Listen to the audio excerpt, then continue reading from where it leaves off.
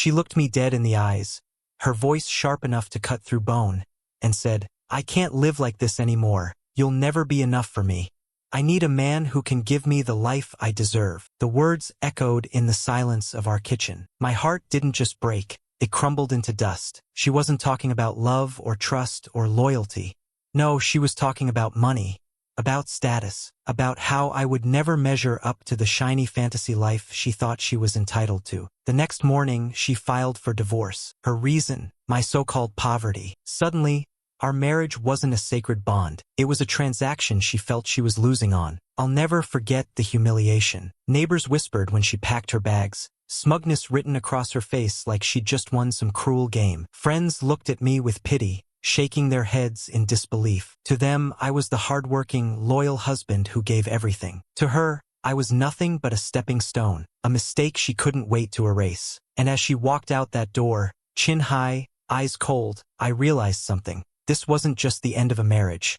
It was the beginning of a storm I didn't see coming. Because what she didn't realize was that the very thing she threw away would one day come back to haunt her. I met her on an ordinary afternoon, the kind where nothing feels special until suddenly everything changes. She was radiant, the kind of woman who could turn heads just by walking into a room. I wasn't flashy or rich. I was steady, hardworking, the type of man who believed in loyalty and building a future brick by brick. Somehow, she smiled at me, and in that smile I saw possibility. At first, it felt like a miracle. She said she admired my kindness, my grounded nature. While other guys tried to impress her with fast cars and big wallets, I thought she chose me because I represented something real. I wasn't her ex who took her on trips to Europe or the guy who showered her with designer gifts. I was the man who showed up, who listened, who worked late shifts so one day we could have a home that was truly ours. But slowly, the cracks began to show. She would tease my simple clothes, laughing about how her ex used to take her shopping every weekend. When I suggested a quiet night in, she rolled her eyes, reminding me how much she missed the excitement of fancy dinners and VIP parties. Still, I kept believing. When I took extra shifts to save for her dream vacation, she brushed it off like it wasn't enough. When I skipped buying things for myself so she could have what she wanted, she barely noticed. I convinced myself that love was about sacrifice, that one day she would see how deeply I was invested in us. But if I'm honest, there was always a hunger in her eyes, a craving for more than I could give. Not more love, not more loyalty, but more luxury, more status, more of the life she thought she deserved. I told myself love was enough, but deep down, I knew she wanted something else. It started small, little comments she'd toss out in front of people. At first, I brushed them off as jokes, even though they stung. But over time, those jokes turned into daggers. One night, at a dinner party with her friends, I was talking about how I'd been working overtime to save up for a down payment. She cut me off with a laugh and said, "Oh, he's hardworking. But let's be real, we'll never afford the life I want." The room chuckled, but I felt the blood rush to my face. That wasn't a joke. That was humiliation disguised as honesty. After that, the comparisons became constant. She'd scroll through Instagram, sighing at pictures of luxury vacations. "My ex used to take me to Paris," she'd mutter. "You can't even buy me a decent bag." Every word chipped away at me, making me feel like no matter what I gave, it would never be enough. Money became another battlefield. I paid the bills, the rent, the groceries. She, on the other hand,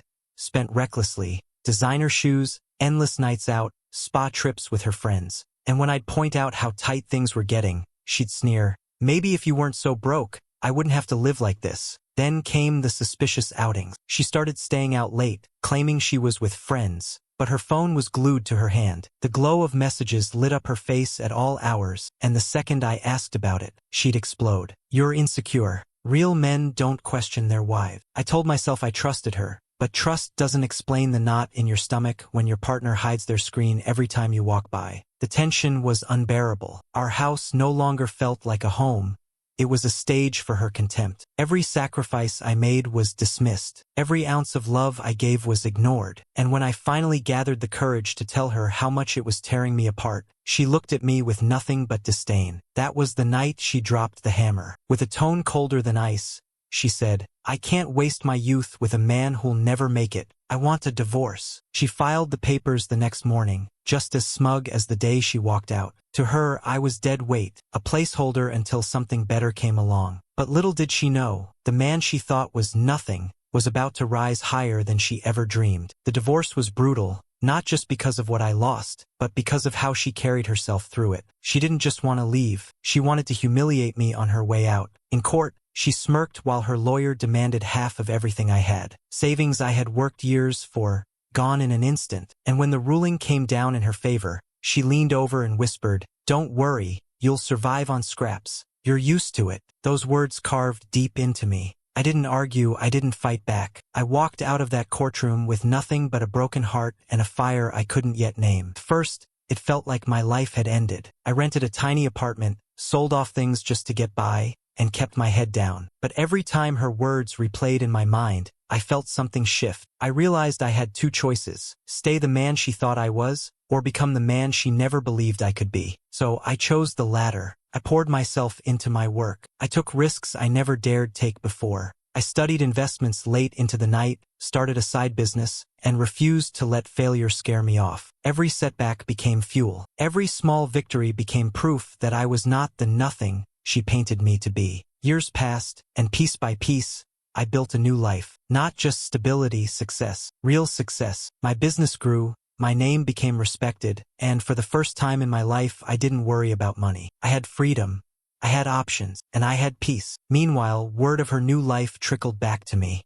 She had remarried quickly, this time to a man with money. From the outside, it looked like she had upgraded. But the truth always finds its way out. He cheated on her, he lied to her, and when their marriage collapsed in spectacular fashion, it wasn't just painful, it was public. The same woman who once sneered at me for not being enough was now the subject of whispered gossip and pitying looks. Friends who once circled around her drifted away. Her reputation, the very thing she prized, crumbled, and the lavish lifestyle she chased so desperately slipped through her fingers. I didn't gloat, I didn't chase her downfall, I simply kept living. But deep down, I knew life had a way of delivering justice more poetically than I ever could. And then, one day it happened. Our paths crossed again. I stood there, thriving, confident, living the very life she once told me I could never give her. And when her eyes met mine, the look on her face was worth every ounce of pain she once caused me. When people saw me years later, thriving in a way no one expected,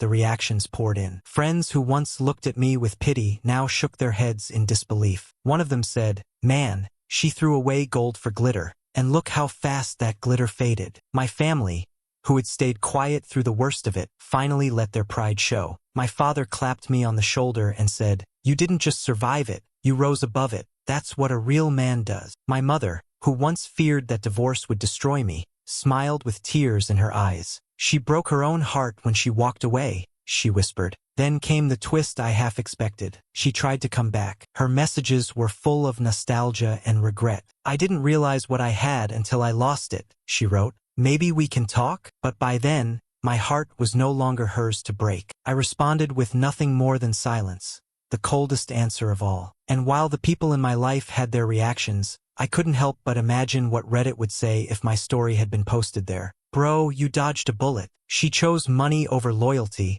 and lost both." The ultimate r/relationships lesson: never trade love for status. Honestly, that suitcase moment belongs in r/pro revenge. Classic case of thinking the grass is greener. Spoiler, it wasn't. Reading those imagined comments in my mind gave me a strange comfort. It wasn't just me who saw the truth. Anyone with an ounce of wisdom would know she had gambled and lost. The world around her grew smaller, while mine expanded beyond what I ever thought possible. And yet, despite all the vindication, the quiet victory, the poetic justice, I realized the greatest part of this story wasn't her downfall at all. But the greatest lesson wasn't about her downfall. It was about the truth I discovered within myself. Looking back now, I see the divorce for what it truly was.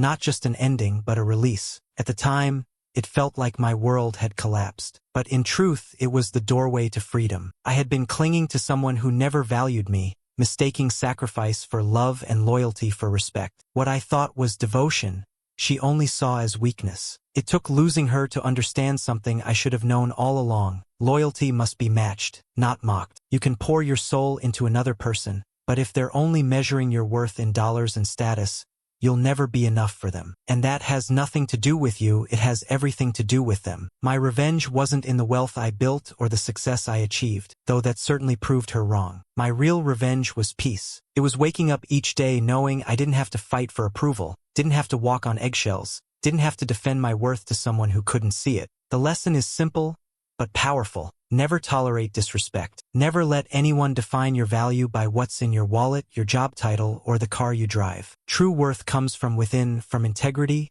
resilience, and the quiet dignity of knowing you stayed true to yourself, even when someone else betrayed you. So if you've ever been told you're not enough, remember this. The real payback isn't proving them wrong. It's living free, with dignity intact.